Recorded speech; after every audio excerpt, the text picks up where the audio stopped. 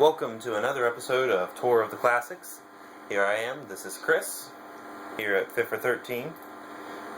If you guys have wondered what FIFA 13 came from, it's been my username for a very long time, and I've played other games like RuneScape, or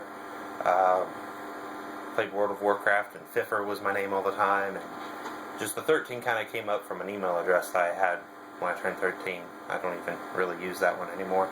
But here we are, Super Mario Bros. 3. Kind of got a comical intro. And let's play. And if you notice on the end of the Super Mario Bros. 2 video, there was some story there. I pretty much think that was just copy and paste of the Puyo Puyo story, but I'm not 100% certain on that. There's not much story, and you guys pretty much saw all of it. If you want to see more, I'm sure you can find it online. Alright, this one I may use a few of the game's secrets, just because I really don't know how to play any other way. This is the game that I played the most as a kid. I played Super Mario Bros. 3 until my fingers were sore. No!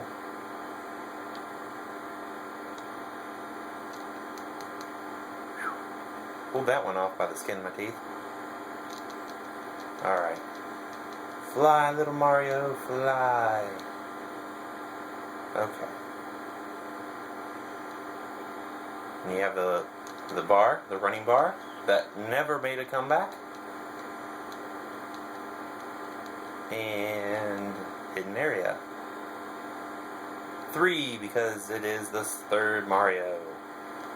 Of course, coincidentally, if you found secret rooms in the other games, I don't think they said 1 and 2.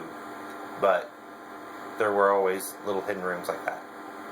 And just a little trick that I was able to do, I've been able to pull it off a few times. If you run and get your P flashing right around that black area, and when you jump, you usually will get a star. Not always, but usually you can get a star that way. Now, it wouldn't be fun if all I did was skip to the end of the game and all that, so this video will probably be a little bit longer, so I'm only going to play until I lose 1 life, unless I lose a life on this level. We'll go a little longer than that. But this is the game that really made Mario. And see, I jumped, so I didn't get a star. If you get 3 in a row, you'll get extra bonus lives. When you just have 3, you'll get 1 life. Here's this thing. 1 point I was okay at this, but not really done a good job since. And yeah, we suck. Oh well. Well, we might as well go to the Mushroom Hut, so let's go ahead and play World 3. Now, if you played this game on the... what's that thing called? Yeah, Game Boy Advance. You'll notice that there are a few less. There's not as large of the number of levels. And that's because they added some to make it not exactly the same game. They were afraid people wouldn't play a complete rehash of the original game for that series. But we got a life there, secret area, lots of fun. Alright, we'll go back down the pipe. There's the end of the level. Well, I don't like doing things that way. I like ending the level a different way. So that's what we're going to do. If you hold down here for a few seconds, it's always the white one. I'm not sure why. Go back here. You end up going into a secret door, secret room, and Toad here is ready to give us a special whistle. And there we go. We have the magic flute. There are 3. There's 3 flutes in the game. There's 4 in the Game Boy Advance version. There's I think an alternate world level 4, or it's like level 5 or 6 in that one. Has another flute you can find. And yeah, we got unlucky, got a these are pretty much random as far as I know. Now, we might play long enough to see a card show up. It's a matching game. Those are can be completely determined. There's, I think, a set of 3 different ones, and they can be determined by what's in the upper left corner. I do not have a cheat book to tell me what all of those are, so a friend of mine actually, when he played this game growing up, he had them memorized which ones were what. Alright. Freaking, there's your bones. They made an appearance in this game. Them bones, them dry bones. Here's another secret. I don't plan on fighting this boss because I don't like it, so we'll go and get another magic flute. There's 2 magic flutes.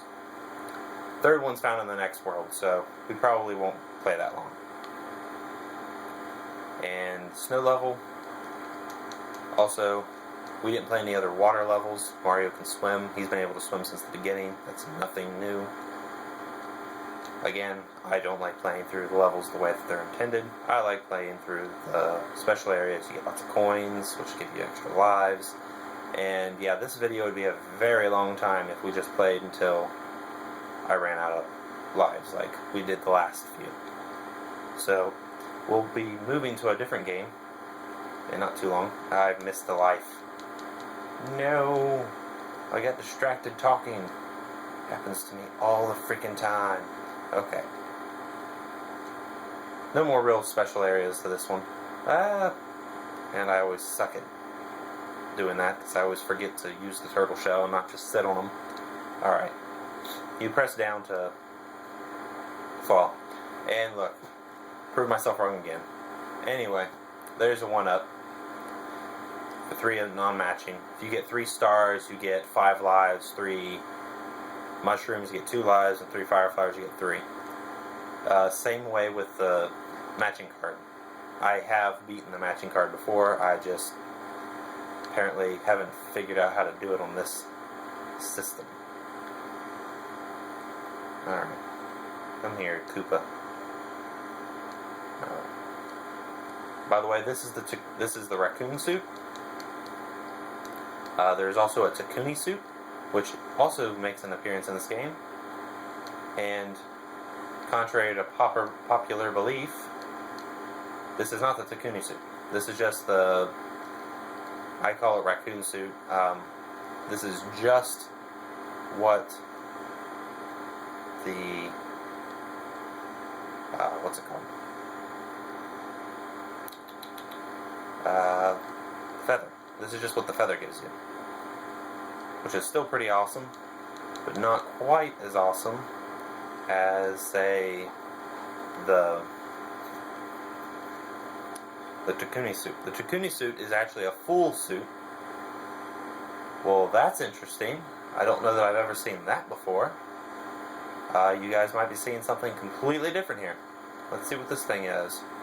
Holy crap, I've never... My uncle used to play this version of the level all the freaking time, and I just never knew how he did it. That's pretty awesome. Okay, so instead of a Hammer Bros, I guess if you beat all those levels without dying, you can get this, which is a Coin Rush level, it looks like. I've not seen this since I was probably 7 years old, so, I mean, I'm just as surprised as anyone else here. Of course, there's probably some of you guys that aren't surprised at all. Anyway, normally you'd fight a Hammer Bros, which is like the Hammer Bros and the other ones. They throw hammers at you. Instead, we're on a boat, and we're fighting 2 Boomerang Bros. And they're not very formidable.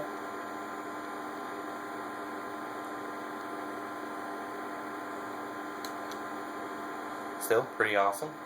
Pretty awesome. Another mushroom. By the way, if you fill this thing up, there are more slots. You can get more slots. I always never understood that as a kid. I always tried to not fill up that thing, so if I found one, it'd be okay. But, there's a pause button. I like to try to skip that. It's pointless. It's one of those things that it's basically the same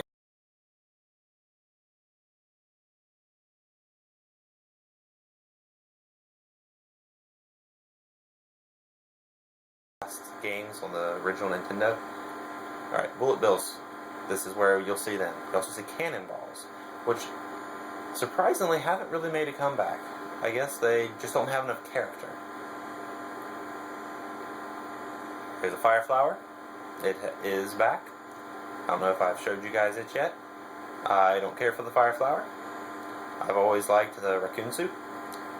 Like the Takuni suit too. There are other suits in this one, like a frog suit. Lets you swim better.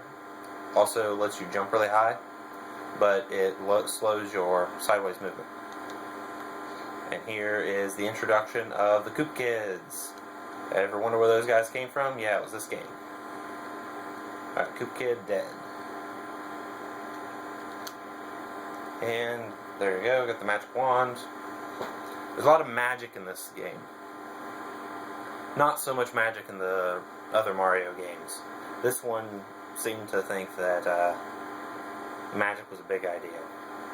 Also, the Super Mario Brothers was reportedly started with the idea of Alice in Wonderland was a big inspiration. And if you kind of pay attention, you can kind of see how that's true. You get a nice letter here from Princess Toadstool. She gives you the P-Wing, which is a pretty awesome power-up. For the purpose of demonstration, I will show you that here. Not this level, probably the next level. This level I just like to run through. Ow. Well, would like to run through. And I suck. Again with the death. Death and Carnage. I know I said I'd only played it in my first death, but here. And there's a second death. Alright, we'll go ahead and show you the P-Wing, just because I'm running out of patience here. Alright, you press B, you get into your menu, you press the P-Wing, you see he's a raccoon suit Mario with a big P on his chest. What does the P mean? I have no freaking clue, but it means it's constantly at full charge, which means we can fly endlessly here. So we do not have a limit on flight, which is pretty cool. See, we have a nice little secret area. You can get to this without the P-Wing. P-Wing is not necessary to get to this spot. Hit this button. You notice we've got some coins here. That does transfer to the rest of the world, in which that's how you get down to those things, if you ever wondered. And we got a second star. Yay! We get a third one, we'll get 5 lives. And there's the matching card game. That's the last thing I wanted to show you guys. There's the P went away. Yeah, that happens. So now, somebody out there, I know at least one person, they know what this card is now because they know what that is. I don't. I have no freaking clue. And there's a mushroom. You only get 2 tries. But that card will show up again until you match them all. And every time you get them right, you get whatever it's there. Sometimes it's 20 coins, sometimes it's life, sometimes it's power-ups. It just depends. But yeah, that's Super Mario Bros. 3. This is yet another video on our Classics tour. We'll be moving on to another NES game here shortly. And I hope you guys tune in. Thanks.